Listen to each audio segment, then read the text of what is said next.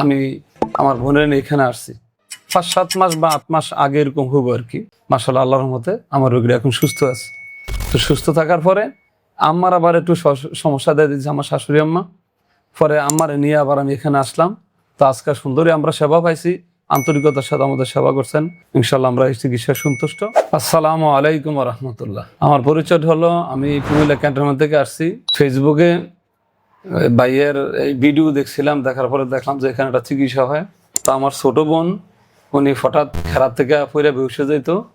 তো মোটামুটি আমি জারফুক দিছি, চিকিৎসা দিছি, কিন্তু ভালো হয় নাই। বিভিন্ন জায়গায় দিছি কিন্তু সুস্থ হয় নাই, ভালো হয় নাই। তো না হওয়ার পরে ভাইয়ের এই চিকিৎসা দেখে আমি আমার বোনের নিয়ে এখানে আসছি। আসার পরে ভাই একবার চিকিৎসা দিলেন, দেওয়ার পরে মোটামুটি একটু আরোগ্য হলো।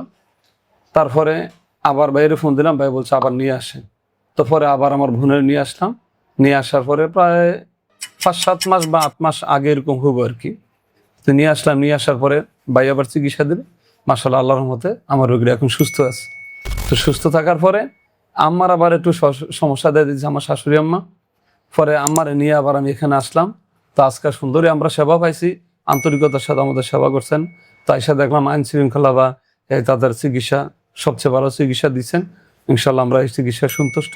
আপনারাও যদি কোনো আপদে বিপদে পড়েন, ভাইয়ের সাথে যোগাযোগ করতে পারেন বা আপনারাও আসতে পারেন। আসসালামু আলাইকুম ওয়া রাহমাতুল্লাহ।